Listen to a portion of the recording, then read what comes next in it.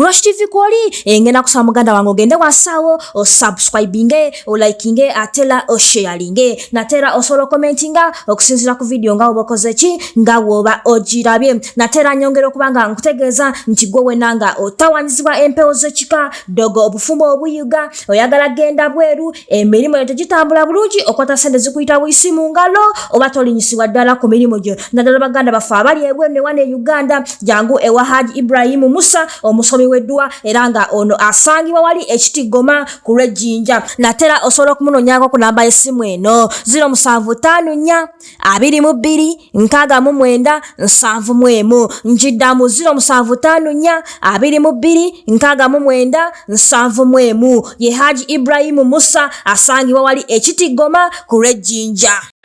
Bamanyi bakingoba Bajjo yakingoba Musa n'ekita naye nga I don't think it was a stunt. Ndowooza yali oba amwagala oba yali stunt. I can't really tell.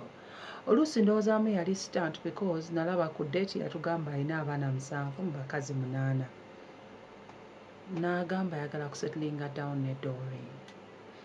Ndaba ate nga ngamba yi omuntu bw'atyo ekitegeeza yabeera n'ekizibu bwe nalowooza nti tannawona nga nze ne ndowoozaamu oba yali sitanti. Olulala n'ogenda okulaba nga omusajja kyafukamira n'afukamira naye bangamba abasajja bafukamira nnyo ne mu bisenge so ze nali sirabako omusajja afukamira wansi ne ngamba love olaba efukamiza Bajjo a whole Bajjo. It might not be a stunt. That's what I thought. Maybe it's true love. Naye kati omanyi Bajjo bino ebintu yagamba Doddo abinzigyemuso nange nabalaba bulabi naye nagamba Doddo nze simumwagaliza. Tewagezaawo kwogerako na Doreen akubuulira ekituufu ddala omusajja amwagala biri bitya? No, I don't think amwagala. Maybe, but for us nze ne Doddo tetusharinga bintu bikwatagana intimacy ebyo nti nonjagala gundi oba biki ebya love we don't. Naye lwakubanga kwono yasalawo nkole kimuwerekere because naye yamutya Bajjo ebigambo byafulumya mu kamwa abantu kye bamumanyiiko n'okubeera nga bazze obulamu bwe buli mu gundi alowooza munaye wayinza okubeerawo omukazi n'amukubirawo so nga nze kanyama we nina okubeerawo mu protectinga oba nga Bajjo ayinza omukola ekikyamu. I didn't know that Bajjo was disciplined lwakuba twalaba ku date nga si bano abasajja bamanyire abakwatakwata abakazi tinomukwatako ku bisambi. No, he was very disciplined. So even Doddo ndoza bye yali atya nga tayagala Bajjo kubeera nga ayogera ebigambo n'amuwaayiriza. So nze simanyi oba bakyayagalana because ne Doddo naye tamanyi gwenjagala oba nina gwenjagala oba kibe tetubinyumya mukwano gwaffe. That was a rule we don't talk about. Pozi ng'ogenda kufumbirwa awo naye bino waliwo akukwana tetulina lugambo olwo lw'abakazi. Gwe nga mukwano gwoyo walaba nga yakola okusalawo okulungi ndike singa yali ali mu love ne Bajjo. Okusalawo okulungi singa nze madde musalirawo oba gwe mukulaba okukonga mukwano gwo olaba nga Bajjo ye musajja omutuufu gwe yandibadde afumbirwa. Nedda omusajja bw'aba ng'ayina gundi bwetyo history bwetyo eyokubeera nga azadde mu bakazi 8 abaana 7 abeera ayina ekizibu ekitegeeza nti abeera tannatereera. Tebagamba Bajjo yazaala akyali muto so n'afuuka daddy nga bukyali. So nga nze if I had an alternative eyokubeera nga nonderawo Doddo which is not possible sandimwagaliza omuntu ng'oyo because abaana abakazi bo bangi.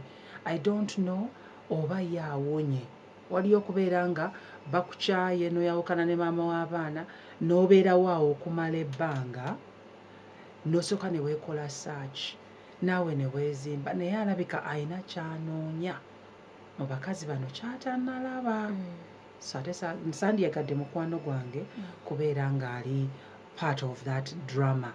Ate munaye wabeerawo abakazi nga basukka mu omu ng'omanya munaye N'eddogo bagamba nga litambula ate maama kidodo kyange bihipusi byakyo kifiga njagala kibeere awo nga kikyalabika bulungi banaye kakubizeemu nga dodo wange bamuloze maama nedda abeera drama mungi abakazi we basukkamu omu ku nsonga eyo yennyini oli mu relationship? No, siri mu relationship. Onoonya? Sinoonya nga lwaki nnoonya sinoonya munaye abivaako eby'ennaku zino kati I got closer, more closer to God, so bwe ntunuulira omusajja ne ngamba kale okay muwe chansi olaba kati nga Bajjo ali bakazi 8 bakazi 7 bambi ansonyiwe naye oluusi munaye mulimu bano abaami okubeera nga I'm not sure whether they are very careful beesabira bo nga bo emibiri gyabwe okitegeera nti nnyo sexually transmitted demon eyo so bw'amaliriza emikolo egyo asaba Katonda namugamba Katonda nazaako ebikoligo bw'oba naye n'ebikoligo mwana ayinza okujja n'abinteekamu ndikamukuje ngezayo kweyiiya olaba bwankubako ekisiraani kansooke mala okutuuka ku stage lwembeera nga sikyanoonya ssente nga nange nkaddiye nfuneyo kikadde kinnaanyi. So tewali aliwo? No. Ozi ng'oyagala kunfunireyo ku Baba TV. Singa wabaawo omusajja abaze ng'ali ready okuba nga akuwasa. Nga mpasa. Oli ready okuba nga ogenda mu bufumbo? Nedda siri. Siri ready n'essaawa siri ne chance Nalubega yagambye n'abasajja tebalina kye bakyayamba mu bufumbo buli kimu abakazi bakyetuusaako kyekyo lwaki waliwo the increasing number of single mothers bwempulira. Woba oli wakufuna musajja bintu ki ebyo by'otunuulira by'ogamba nti nze bwemba ndi wakufuna musajja gwembeera naye njagala ebintu bwe biti ne bwe bintu oba ntunuulira ebintu bwe biti ne bwe biti? Alina okubeera nga atya Katonda, alina okubeera nga mukozi. Sifaayo bava mu famire engagga oba njavu nze as long as mukozi nga ndaba nti akasente ke akatuuyanira then ekirala alina okubeera nga avaluinga family nti bwe naatuuka ne mugamba maama wange ateenyi alina kye yeetaaga tatandika kuŋŋamba naye banaye ebyo nandika okunnangira nga tannampa ssente mbeera njagala bwe mugamba njagala kulaba ku maama wange ateenyi ng'akkiriza nga respectinga his in-laws. No abasajja abamu bata respecting their in-laws.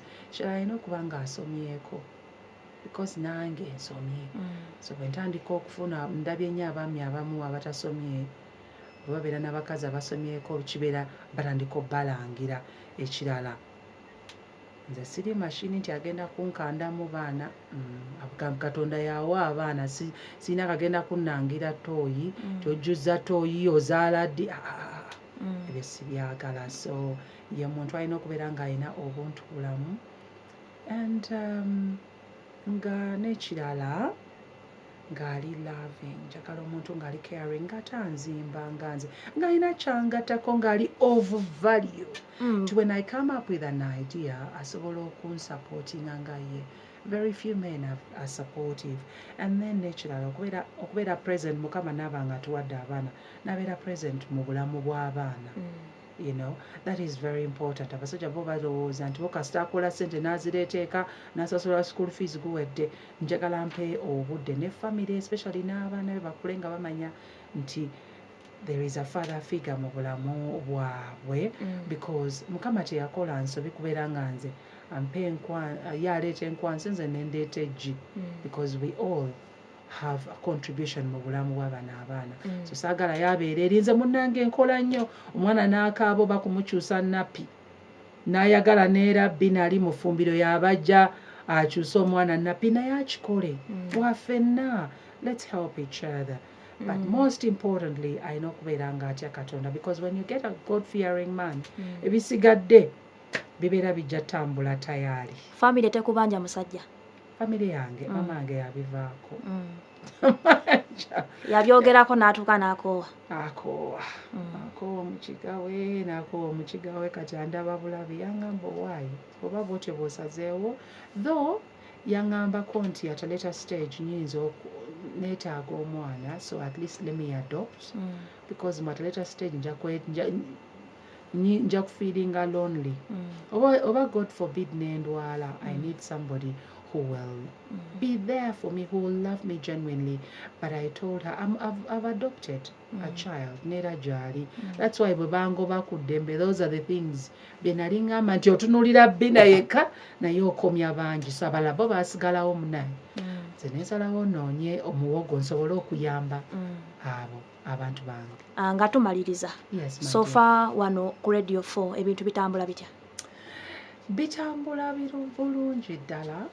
Like I told you nti nina kundi a host, like hosting a show, then netubeera nga tukola bulungi. Kyendaba nti bitambula bulungi ddala. So far so good, sinafunamu obuzibu. Yes. So bubaka ki bw'owa omukyalo oyo akulaba essaawa zino? Omukyala gwe njagala okumuwa obubaka bwe njagala okuwa omukyala ndaba, first of all, happy women's month kye kisooka. Ekirala, thank you okubeera nga bambi okolera ddala n'okuba nga you fight those hurdles. Mulimu emirimu egimu nga bagamba gy'abaami naye kati ennaku zino n'abakyala bagikola. Bavuga booda, bavuga emmotoka, manya bavuga booda, bavuga taxi. Neera thank you for breaking those barriers n'okugamba nti the most important thing is passion. When you have passion mu kintu ky'okola, sente zijja kujja.